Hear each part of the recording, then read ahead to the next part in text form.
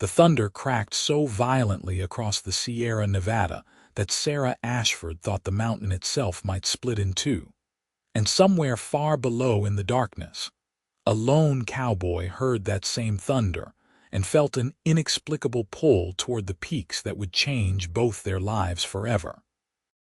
Sarah had been a fool to venture this far from Reno. She knew that now, huddled beneath an outcropping of rock that provided precious little shelter from the torrential rain and howling wind that had descended upon the mountain without warning. The year was 1883, and she had traveled west from Philadelphia 6 months ago to live with her aunt after her parents had died of influenza. The wide open spaces of Nevada had called to something deep within her soul, but she had underestimated the raw power of nature in this untamed land. Her horse had thrown her when lightning struck a pine tree not 20 feet away, sending the animal careening back down the trail in blind panic. Sarah had managed to scramble up the rocky slope to this meager shelter, but now she was trapped. The trail had become a river of mud and loose stones, impassable in the darkness and storm. Her dress was soaked through, clinging to her skin, and she could feel the cold seeping into her bones despite it being late summer. She was 22 years old, and she might very well die on this mountain. She pulled her knees to her chest and tried to think of something other than the cold and the fear. Her aunt would be frantic with worry by now. Sarah had told her she was only going for a short ride to sketch the landscape, a hobby she had brought with her from the East. The small leather portfolio with her drawings was probably ruined, still strapped to her saddle on a terrified horse that could be miles away by now. Another crack of thunder made her jump, and then she heard something else. A voice, faint but distinct, calling out against the wind. "Hello. Is someone up there?" Sarah's heart leaped. She scrambled to the edge of her shelter and shouted back with all the strength she could muster. "Yes, I am here. Please, I need help," the voice came again, closer now. "Stay where you are, I am coming up." She huddled back against the rock and waited, listening to the sounds of someone climbing through the treacherous conditions. It seemed to take forever, each moment stretching out as she wondered if her rescuer might fall, or if she had imagined the voice entirely. But then a figure appeared through the sheets of rain, pulling himself up over the rocks with strong, deliberate movements. He was tall. She could see that even through the darkness and storm. When lightning flashed, she caught a glimpse of a broad-shouldered man in his mid-20s wearing a heavy oilskin coat and a wide-brimmed hat pulled low against the rain. He had a coil of rope over one shoulder and moved with the confident grace of someone who knew these mountains intimately. "Madam, are you hurt?" His voice was deep and steady, with a slight drawl that marked him as a man who had spent his life in the West. "No, just cold and frightened," Sarah admitted, her teeth chattering. "My horse threw me and ran off."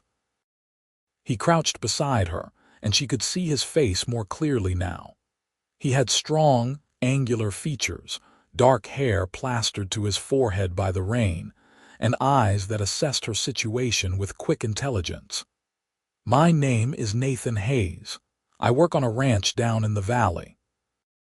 I was heading back from checking some strays in the high pastures when I saw your horse come tearing past without a rider.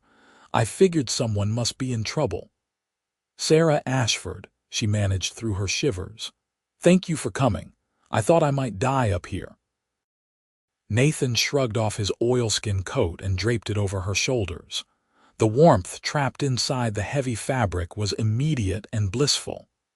"You are not going to die, Miss Ashford, but we need to get you down this mountain before hypothermia sets in. Can you walk?" "I think so," Sarah said, though in truth she was not entirely certain. Her legs felt like lead and exhaustion was pulling at her. Nathan seemed to read her doubt. "The trail is too dangerous in this storm, especially in the dark. We will have to wait until first light, but I cannot let you stay wet like this." He glanced around their small shelter, then began gathering what dry brush and twigs he could find tucked under the overhanging rock. Sarah watched in amazement as he produced matches from a waterproof tin and coaxed a small fire to life, using his own body to shield the flames from the wind until they caught and grew. The warmth was immediate and wonderful, and she found herself moving closer without thinking. "That is better," Nathan said with satisfaction. He settled on the other side of the fire, maintaining a respectful distance. "Now we wait for dawn." Sarah pulled his coat tighter around herself. "You must be freezing without this." "I will manage. You need it more than I do right now." He glanced at her with something that might have been a smile. "Besides, I have been in worse situations than this. The mountains can be unforgiving if you do not respect them." "I am learning that," Sarah said ruefully. "I should never have come up here alone. I just wanted to capture the view in my sketches, and I thought I had plenty of time before the storm hit." "Weather can turn fast in the Sierra Nevada," Nathan agreed. "Even in summer. Where are you from originally? Your accent suggests somewhere back east." "Philadelphia," Sarah confirmed. "I came to live with my aunt in Reno after my parents passed away. Everything here is so different from what I knew, so vast and wild and beautiful." Nathan nodded, his expression softening. "It is beautiful if you can survive it. How long have you been in Nevada?" 6 months. "My aunt runs a boarding house in Reno. She has been very kind, but I think she worries that I am too adventurous for my own good. She will be proven right after tonight." "Adventurous is not necessarily a bad quality," Nathan said. "Just needs to be tempered with caution, especially out here." He fed another stick into the fire. "Tell me about Philadelphia. I have never been farther east than Denver."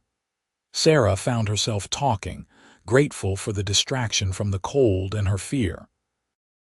She told him about the cobblestone streets and the row houses, the way the city smelled of coal smoke and horse manure and bread baking.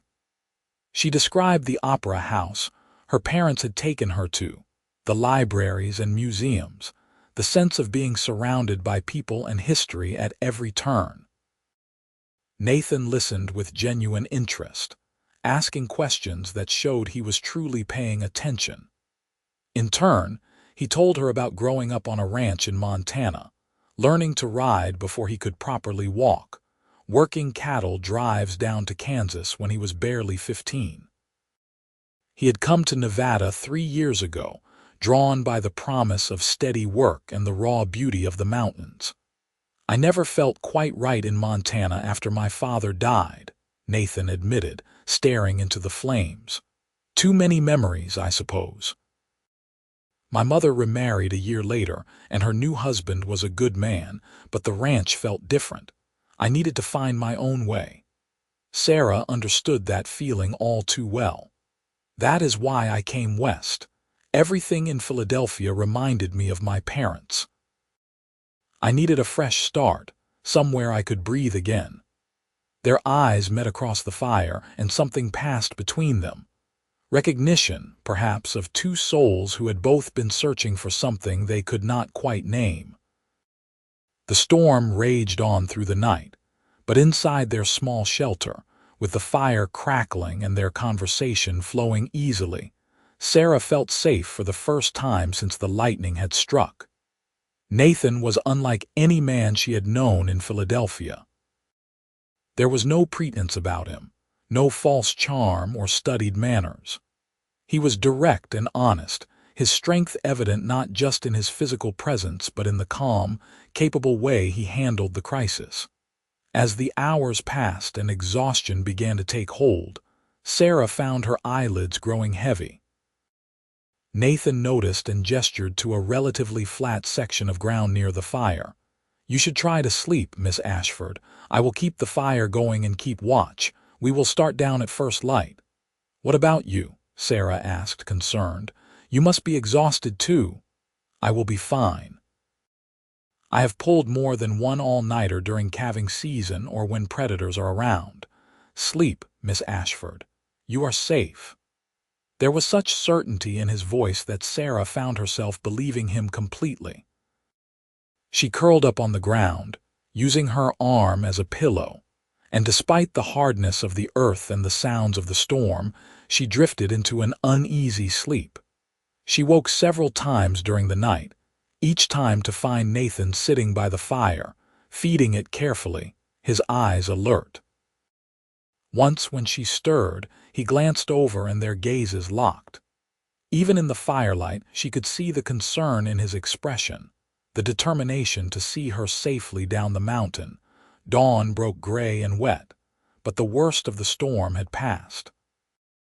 Nathan stood and stretched, working out the stiffness from sitting all night, then helped Sarah to her feet. She swayed slightly, her body protesting, but his hand on her elbow steadied her. "How are you feeling?" he asked, studying her face. "Better than I have any right to feel," Sarah admitted. "Thank you for staying awake all night." Nathan waved off her thanks. "We still have to get you down. The trail will be treacherous but passable now that we have light. Stay close to me and step exactly where I step. Can you do that?" Sarah nodded, drawing on reserves of strength she had not known she possessed. Nathan kicked dirt over the fire until it was completely extinguished, then led the way out of their shelter. The descent was every bit as difficult as he had warned. The trail was slick with mud and littered with rocks and branches brought down by the wind. Sarah's legs trembled with exhaustion, and more than once she nearly lost her footing. Each time, Nathan was there, his hand reaching back to steady her, his voice calm and encouraging. "That is it, Miss Ashford. Just a bit farther. Watch that loose stone there. Good, you are doing great." The sun was climbing higher by the time they finally reached the base of the mountain. Sarah's dress was caked with mud. Her hair had come completely loose from its pins, and she was fairly certain she had never looked worse in her entire life. But she was alive, and it was because of the man walking beside her. Nathan had left his horse tied to a tree at the base of the trail, a sturdy buckskin gelding that nickered softly when it saw them approaching. "He will carry double easily enough," Nathan said, untying the reins. "Your place is in Reno, you said."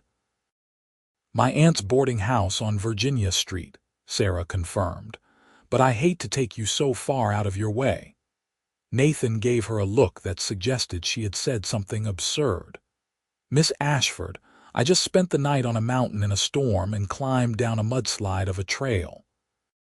I am sure as hell not leaving you to walk the rest of the way to Reno by yourself." Despite her exhaustion, Sarah found herself smiling at his bluntness. "Then I accept your kind offer, Mr. Hayes, and please call me Sarah. I think we are well past formalities after last night." Something flickered in his eyes, something warm. "Nathan, then, and I will thank you to stop acting like I did anything special. Any decent man would have done the same." Sarah was not entirely sure that was true, but she did not argue. Instead, she allowed Nathan to help her mount his horse, then swung up behind her with easy grace. His arm came around her waist to hold the reins, and Sarah tried not to think about how aware she was of his solid presence at her back, the warmth of his body seeping through her still damp clothes. The ride to Reno took the better part of 2 hours. Nathan kept the horse to a steady but comfortable pace, occasionally asking Sarah if she needed to rest. She refused each time, wanting only to get home and ease her aunt's worry. They talked less during the ride, the exhaustion of the night catching up with both of them, but the silence was comfortable rather than awkward. As they entered Reno, Sarah directed Nathan through the streets to her aunt's boarding house. It was a neat 2-story building with white trim and a wraparound porch. Before they even reached the hitching post, the front door flew open and a woman in her 50s came rushing out, her face a mix of fury and relief. "Sarah Jane Ashford, where in heaven's name have you been?" "I have been worried sick." Her aunt stopped short when she saw Nathan helping Sarah down from the horse, taking in the state of Sarah's appearance and the presence of a strange cowboy. "Aunt Margaret, I am so sorry," Sarah said quickly. "I was caught in the storm up in the mountains. If Nathan had not found me, I do not know what would have happened." Margaret Ashford's expression transformed from anger to gratitude in an instant. She looked at Nathan with tears suddenly shining in her eyes. "You saved her life." Nathan shifted uncomfortably, clearly unused to such open emotion. "I just did what needed doing, madam. Your niece is a brave woman. She held up well under difficult circumstances." "Come inside, both of you," Margaret said, already herding them toward the door. "You both look like you could use hot food and coffee. Mr. Hayes, I insist you let me feed you at the very least. It is the least I can do." Nathan looked like he might protest, but Sarah caught his eye and smiled. "Please, Nathan, let my aunt fuss over you for a little while. You earned it." He relented, and soon they were seated in the boarding house's warm kitchen while Margaret bustled about, heating coffee and frying eggs and bacon. She sent one of her boarders to fetch the doctor despite Sarah's protests that she was fine, just tired and sore. The doctor came and examined Sarah, pronounced her remarkably well considering her ordeal, and left instructions for her to rest for a few days. By that time, Nathan had finished his meal and was preparing to leave. Sarah walked him to the door, suddenly reluctant to see him go. "Thank you seems inadequate," she said, standing on the porch with him. "You risked your life to save mine." Nathan shook his head.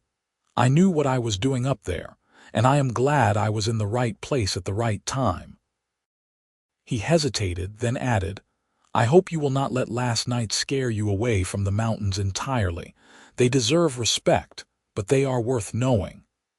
"I would like to know them better," Sarah said, "perhaps with a more experienced guide next time."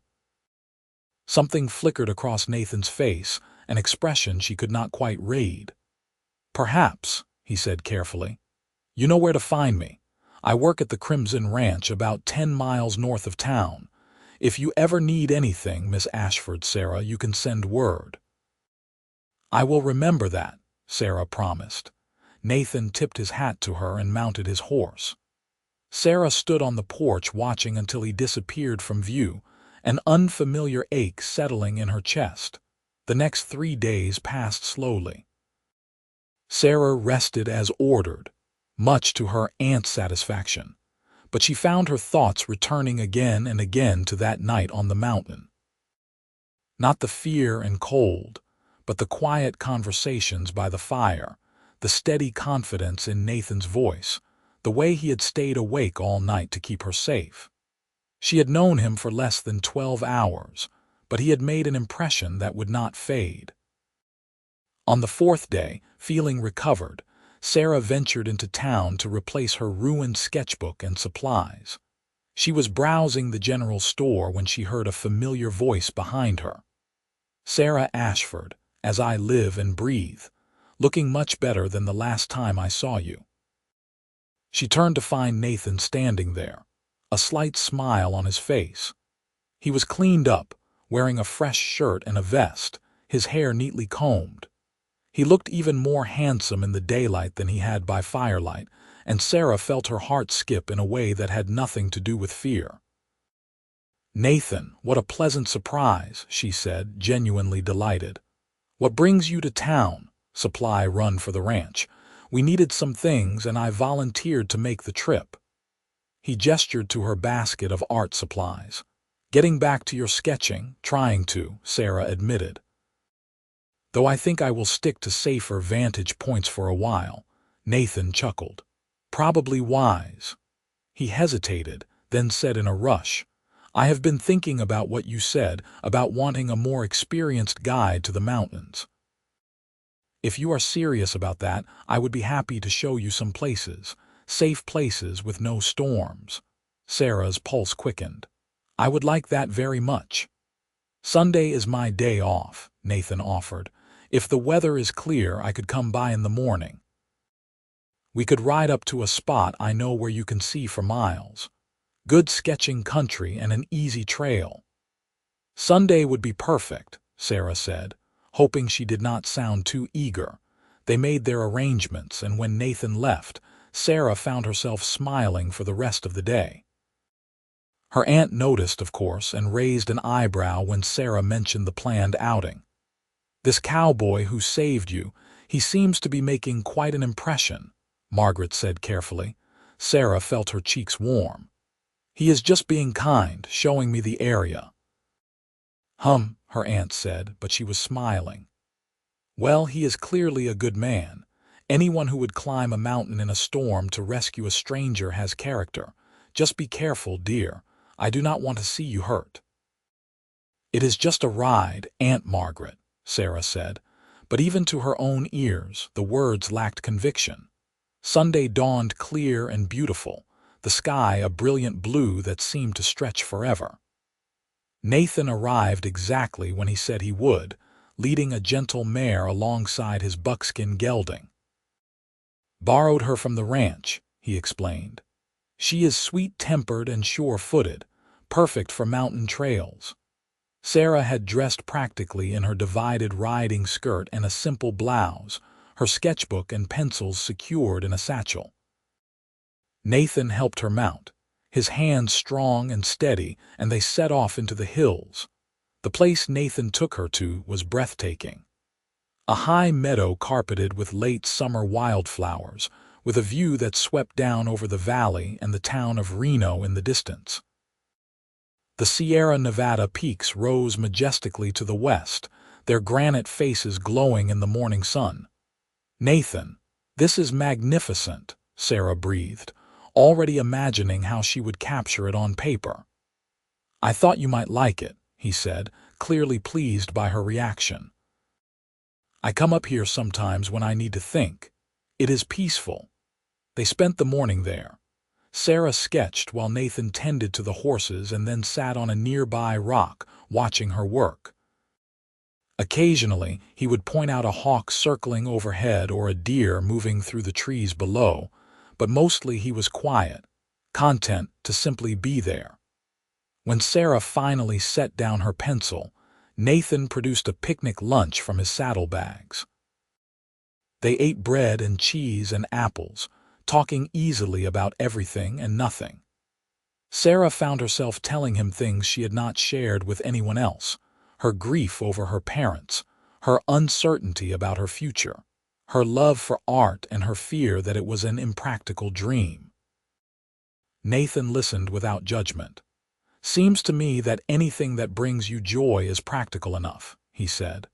"Life is too short and too hard to give up the things that make it bearable." "Is that what the ranch is for you?" Sarah asked. "Something that makes life bearable?" Nathan considered the question. "It is more than that. It is where I belong. I cannot explain it exactly, but when I am working with the horses and cattle, out in the open air with the mountains around me, I feel right. Like this is what I was meant to do." Sarah understood completely. She felt that way when she was drawing, losing herself in the act of creation. It occurred to her that she had never met anyone who understood that feeling before, that sense of rightness when you were doing what you were meant to do. The Sunday rides became a regular occurrence. Every week, weather permitting, Nathan would come to the boarding house and take Sarah exploring. He showed her hidden canyons and crystal streams, taught her to read the signs of weather and wildlife, shared his deep knowledge of the land. Sarah's sketchbook filled with drawings of the Nevada landscape, each one a memory of time spent with Nathan. Her aunt watched their growing closeness with approval but also caution. "He is a good man, Sarah, but he is a cowboy. That is a hard life and often an uncertain one. Make sure you know what you would be getting into." Sarah knew her aunt was right to be concerned.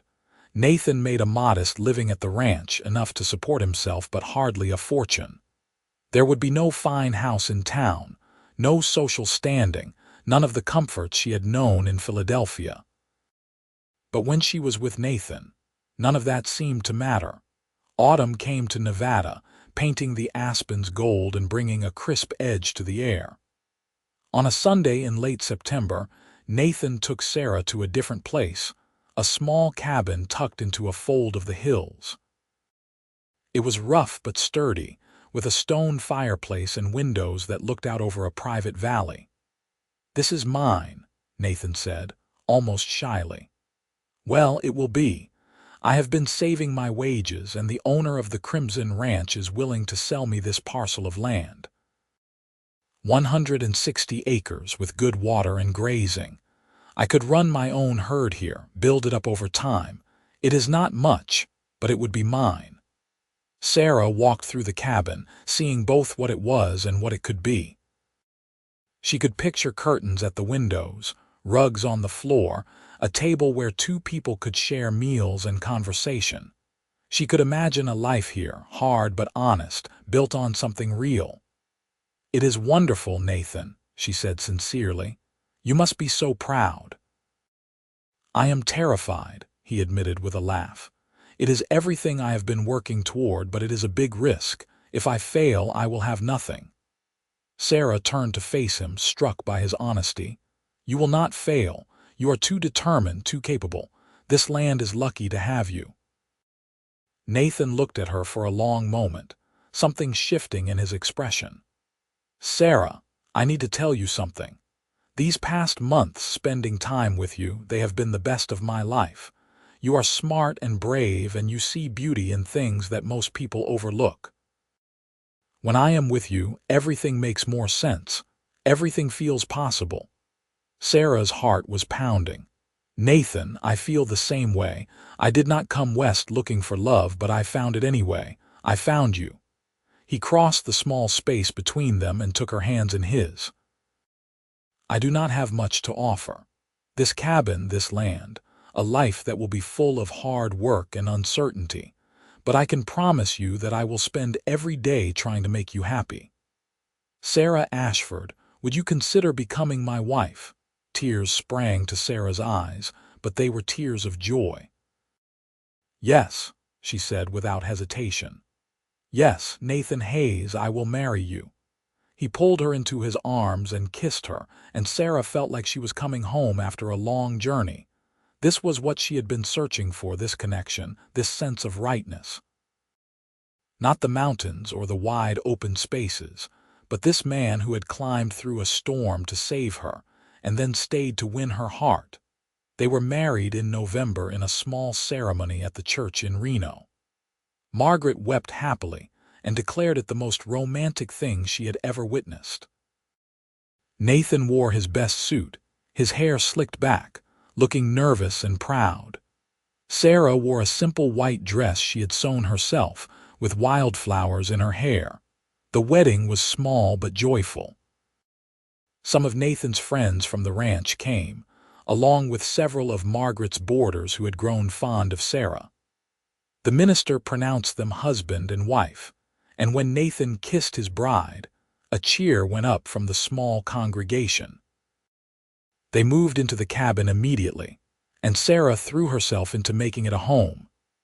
She sewed curtains and cushions, planted a small garden that would hopefully thrive come spring, arranged her art supplies in a sunny corner. Nathan worked tirelessly, building up his herd with careful purchases, improving the land, constructing a proper barn and fencing. The work was hard, just as Margaret had warned. There were days when Sarah's hands were raw from scrubbing and cleaning, when her back ached from hauling water and tending animals. Winter in the mountains was harsh, with snow that sometimes drifted higher than the windows. They had to be careful with their supplies, making everything stretch. But there was also joy. Nathan would come in from the cold and pull Sarah into his arms, warming her with his body heat and his love. They would sit by the fire in the evenings, Sarah sketching while Nathan mended tack or read from one of the few books they owned. They talked about their dreams for the future, the children they hoped to have, the life they were building together. Sarah sold some of her sketches to a shop in Reno that catered to tourists, bringing in a small but welcome income. Nathan's herd grew slowly but steadily.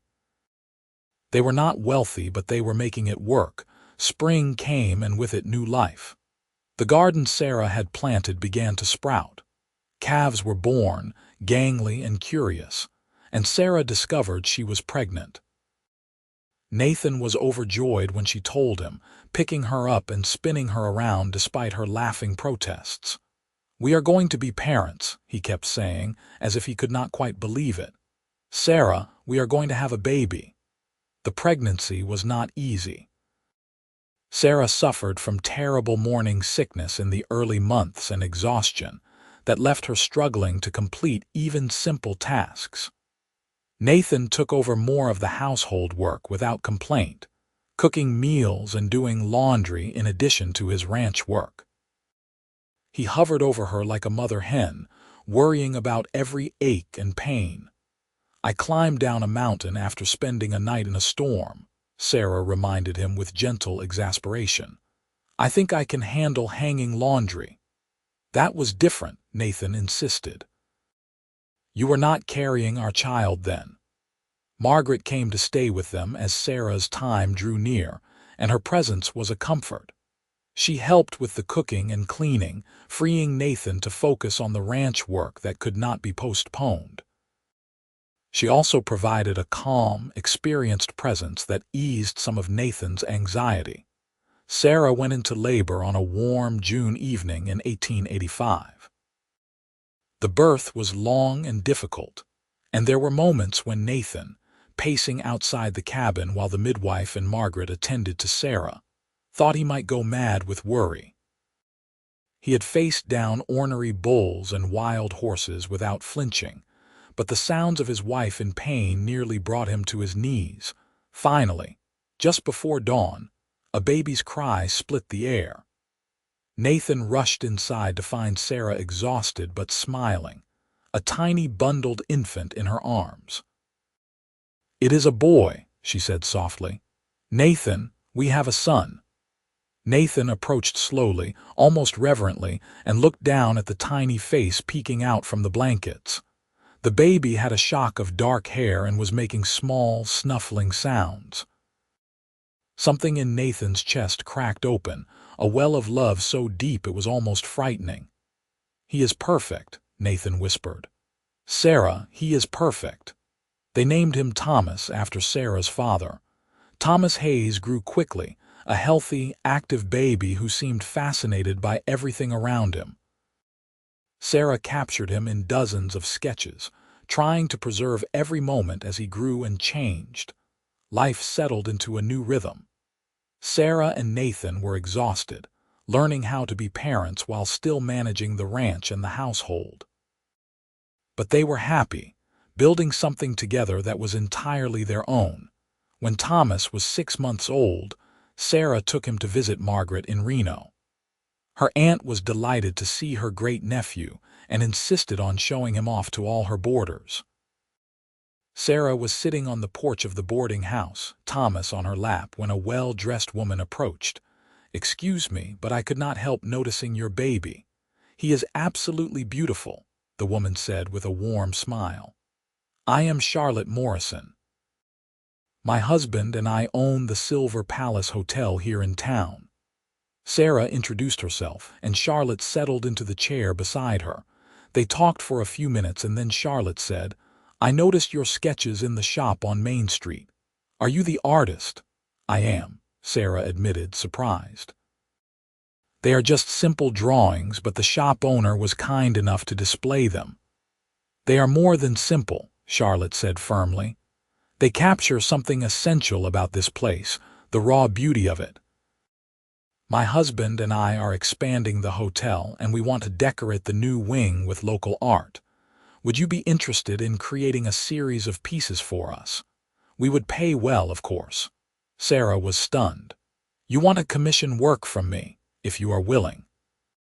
"I think your perspective, as someone who came from the East but has clearly fallen in love with the West, would be perfect for what we have in mind." Sarah agreed, her mind already spinning with ideas. When she returned to the cabin and told Nathan about the commission, he lifted her off her feet and kissed her soundly. "I knew your talent would be recognized," he said proudly. "You are going to be famous, Sarah Hayes." "I do not know about famous," Sarah laughed, "but it is a start. And the money will help so much with the ranch." The commission took Sarah 3 months to complete. She created a series of large, detailed drawings of Nevada landscapes, each one a love letter to the land that had become her home. The Morrisons were thrilled with the result and hung the pieces prominently in their hotel. Word spread, and soon Sarah was receiving requests for more work. Her art brought in enough money that Nathan was able to purchase additional cattle and hire occasional help during the busiest times. The ranch began to truly thrive. They added onto the cabin, creating more space for their growing family. When Thomas was 3, Sarah gave birth to a daughter, Elizabeth, who had her mother's green eyes and her father's stubborn determination. The years flowed past, marked by the rhythms of ranch life. There were hard times, droughts that made water scarce and winters that were brutal. Nathan broke his arm once when a horse threw him, and Sarah nursed him back to health with fierce dedication. They lost cattle to disease and predators, had crops fail, faced setbacks that would have broken a weaker partnership, but they always faced those challenges together. On the hardest days, Nathan would pull Sarah close and remind her of that night on the mountain when they first met. "We survived that," he would say. "We can survive anything." Sarah's art continued to gain recognition. She had shows in Reno and eventually in San Francisco, her work praised for its authenticity and emotional depth. But she never forgot where she came from or what mattered most. No amount of success could rival the satisfaction of coming home to the cabin, to Nathan's welcoming embrace and her children's laughter. Thomas grew into a strong, capable boy who loved the ranch as much as his father did.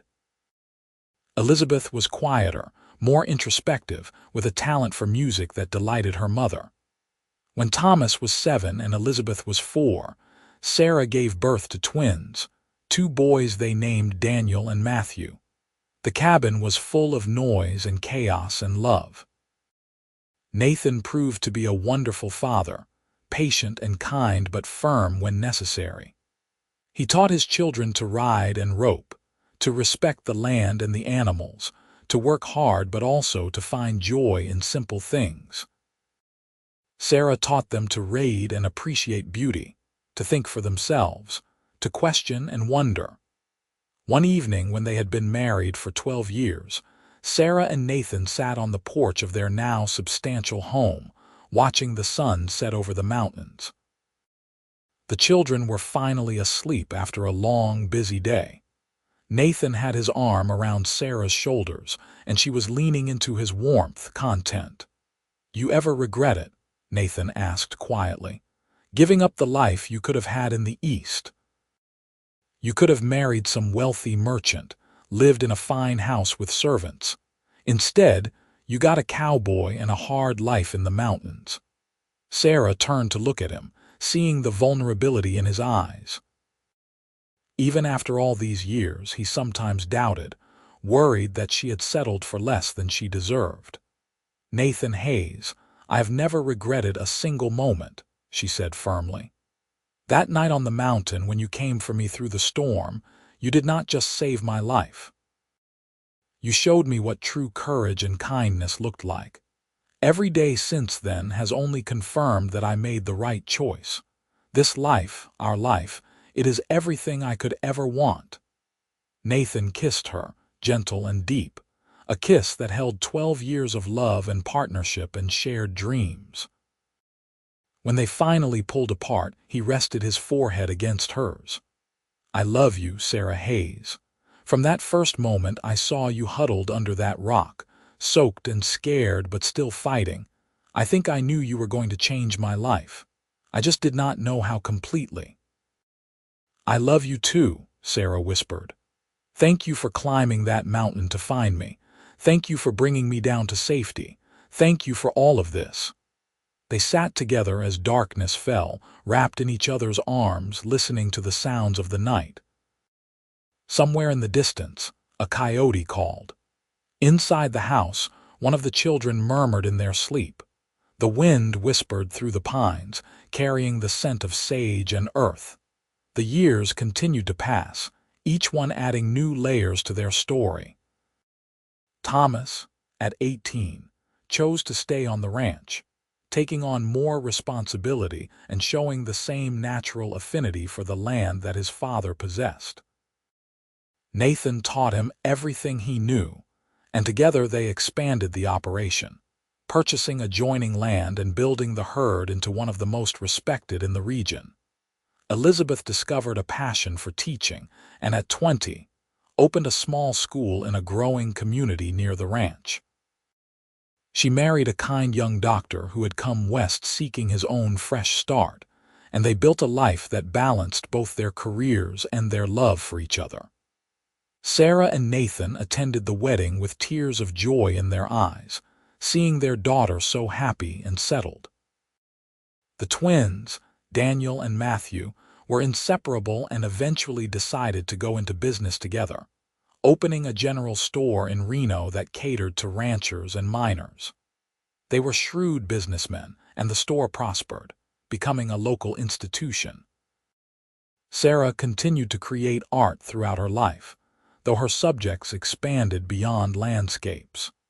She painted portraits of her family, of ranch life, of the changing face of the West as the frontier slowly gave way to civilization. Her work was featured in galleries across the West, and she became known as one of the region's most important artists. But she always insisted that her greatest masterpiece was the life she had built with Nathan.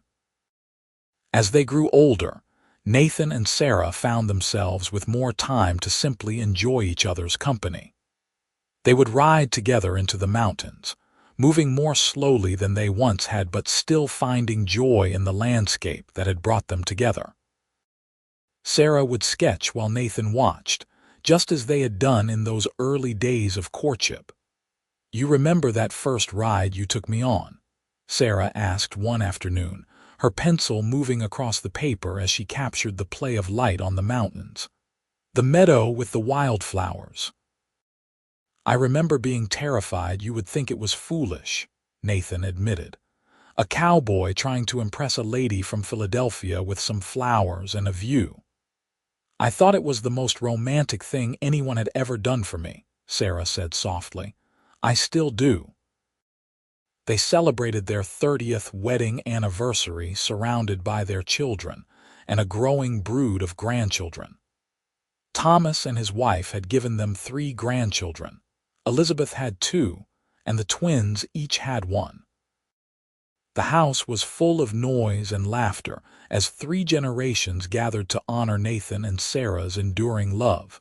Margaret, now in her 80s and still sharp as a tack, made the trip from Reno for the celebration.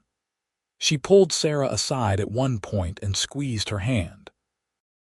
"I was worried when you first started spending time with that cowboy," Margaret admitted. "I thought maybe you were just caught up in the romance of being rescued, but I was wrong. You two have built something real and lasting. Your parents would be so proud of you, Sarah." Sarah hugged her aunt tightly, blinking back tears. "Thank you for taking me in, Aunt Margaret. Thank you for giving me a home when I needed one and for supporting me when I chose this path." "You did not need me to support you," Margaret said with a smile. "You were always strong enough to follow your heart. I just provided a roof over your head while you figured that out." As evening fell and the party wound down, Nathan and Sarah found themselves alone on the porch once more, watching the stars emerge in the darkening sky. They sat in comfortable silence, hands clasped, reflecting on 3 decades of marriage. 30 years, Nathan said wonderingly. "Sometimes it feels like yesterday that I was climbing that mountain in the storm. Other times it feels like I have known you my entire life." "We have been fortunate," Sarah said. Not everything has been easy, but we have always had each other. That has made all the difference." Nathan turned to look at her, his eyes still holding that same warmth and love she had seen by firelight all those years ago. "If I could go back and do it all again, I would not change a single thing. Well, maybe I would have kissed you sooner. I wasted too much time being nervous." Sarah laughed, the sound carrying across the quiet evening. "You kissed me at exactly the right moment." "Everything happened the way it was meant to, Nathan. We found each other when we both needed saving, and we have been saving each other ever since." The years continued their steady march. Nathan's hair turned silver, and Sarah's hands developed arthritis that made drawing more difficult. But their love only deepened, aged like fine wine into something rich and complex and irreplaceable. When Nathan was 68, he suffered a bad fall while working with a young horse. He recovered, but it was a reminder that they were no longer young. Thomas gently suggested that perhaps it was time for Nathan to step back from the day-to-day operations of the ranch. "Let me take over the heavy work, Pa," Thomas said. "You and Ma have earned your rest. Enjoy each other.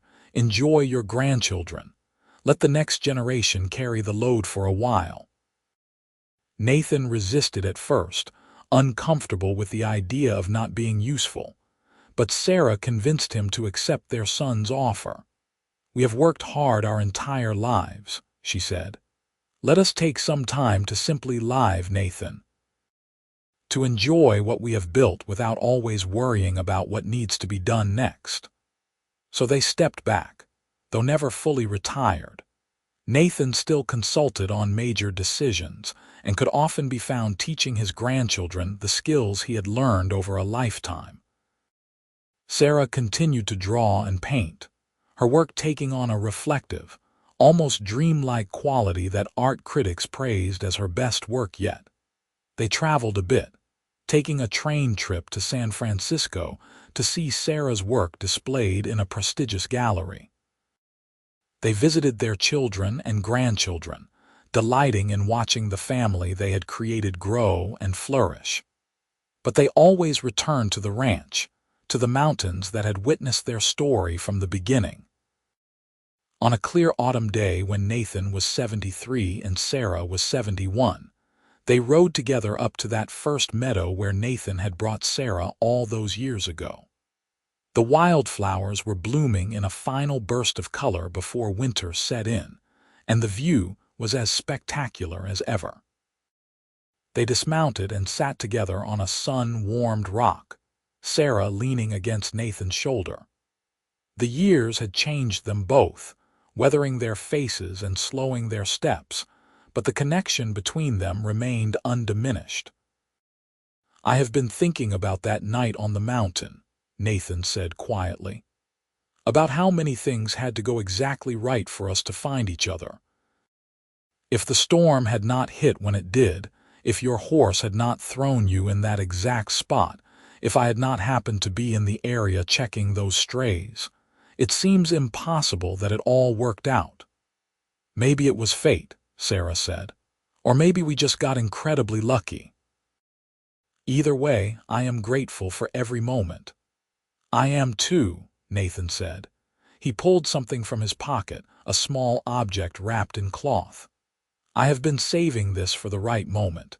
It seems fitting to give it to you here where we had our first real time together." Sarah unwrapped the cloth to find a delicate silver bracelet, intricately worked with designs of mountains and wildflowers. "Nathan, it is beautiful."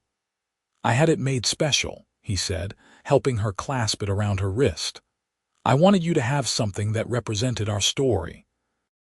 The mountains where I found you, the wildflowers from this meadow where I first started to understand how much you were going to mean to me."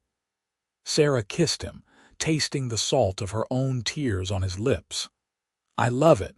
I love you. Thank you for a lifetime of moments like this, Nathan Hayes. Thank you for being exactly who you are." They sat together until the sun began to sink toward the horizon, painting the sky in shades of gold and crimson. Then they mounted their horses and rode slowly back to the ranch, to the home they had built together, to the life that had exceeded every dream either of them had dared to dream. The seasons continued their cycle, winter following autumn, spring following winter. Nathan and Sarah grew older together with grace and gratitude. They watched their grandchildren grow up and begin to have children of their own. The ranch continued to prosper under Thomas's management, a testament to the foundation Nathan had built. Sarah's art gained even more recognition as she aged, with collectors seeking out her work and museums acquiring her pieces for their permanent collections.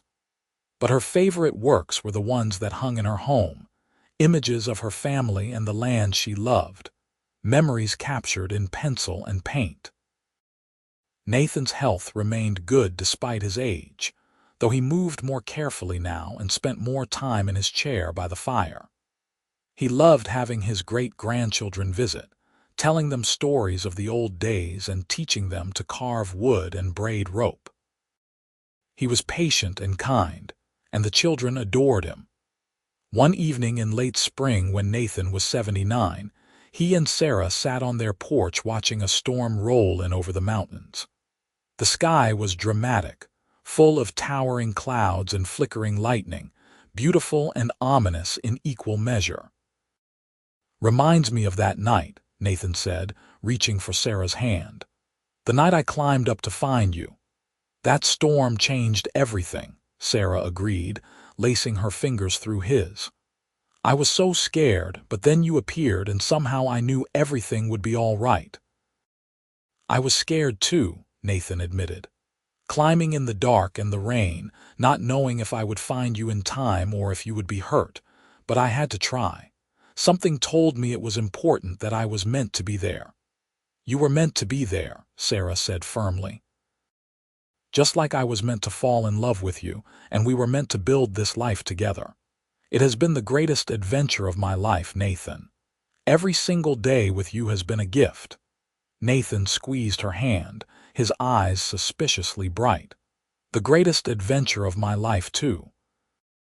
You made me better than I ever thought I could be, Sarah. You showed me what love really means, what partnership means. I am a rich man, not in money but in the things that matter." The storm broke over them, rain beginning to fall in heavy drops.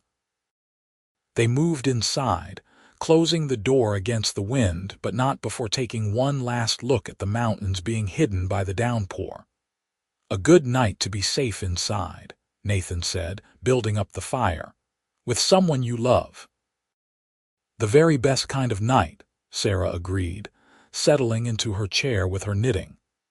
Nathan sat across from her, and they spent the evening in comfortable silence, occasionally sharing a thought or a memory, mostly just being together as the storm raged outside.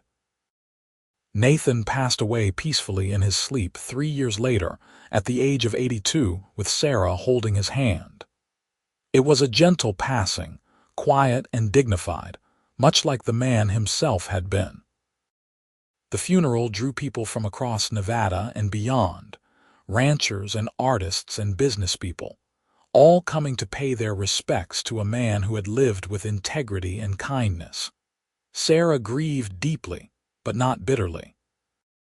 She had been blessed with 53 years of marriage to a good man, years filled with love and laughter and shared purpose. Nathan had lived a full life and died surrounded by the family he cherished. It was more than many people ever got. She continued to live at the ranch, cared for by her children and grandchildren, but still fiercely independent. She painted and drew every day, finding solace in her art. Many of her final works featured Nathan, capturing him as she remembered him best. Young and strong, climbing a mountain in a storm to save a frightened woman, older and gray, teaching a grandchild to rope, sitting on the porch at sunset, his face creased with contentment. On a cool October evening 5 years after Nathan's death, Sarah sat on the porch wrapped in a quilt, watching the last light fade from the sky. Her children wanted her to move to town, closer to medical care and family, but she had refused. This was her home, hers and Nathan's, and she wanted to spend her remaining time here, in the place they had built together. She thought about that night on the mountain, the night that had changed everything. The fear and the cold, and then Nathan appearing through the storm like an answer to a prayer she had not known how to say. She thought about their first ride together, their wedding day, the birth of their children, the 1,000 ordinary moments that had made up their extraordinary life. Sarah did not fear death. She was tired now, her body worn out by 87 years of living. She missed Nathan with an ache that never quite went away, and she was ready to see him again, to tell him about everything he had missed in the years since he had gone ahead. As the stars began to emerge, Sarah felt a deep sense of peace settle over her. She had lived well and loved deeply. She had created beauty and raised children who went on to create beauty of their own. She had been brave enough to follow her heart, to accept a cowboy's proposal and build a life in the wild mountains of Nevada. She thought she heard Nathan's voice on the wind, calling her name the way he had called it that night on the mountain. Sarah closed her eyes and smiled, feeling his presence around her, warm and welcoming. "I am coming," she whispered. "Wait for me, Nathan Hayes, I am coming." Sarah Ashford Hayes passed away that night, peacefully, surrounded by the mountains she had come to love and the memories of the man who had saved her in more ways than one. Her family found her in the morning, still wrapped in her quilt, a slight smile on her weathered face. They buried her beside Nathan in the small cemetery on the ranch, with a view of the peaks where they had first met. The headstones were simple, just their names and dates and a single phrase that captured the essence of their story. Two souls who found each other in the storm and never let go. Their descendants continued the ranch for generations, each one adding to the legacy that Nathan and Sarah had begun. The story of their meeting was told and retold, becoming family legend, a reminder that love can be found in the most unexpected places, and that sometimes the greatest adventures begin with a single act of courage. The mountains stood eternal, witnessing the passage of seasons and years, remembering the night a cowboy climbed through a storm to rescue a stranded woman and found his destiny. The wildflowers still bloomed in the meadow where Nathan first took Sarah, and sometimes, on clear autumn days, local people swore they could see two figures riding together through the high country, forever young, forever in love, forever home.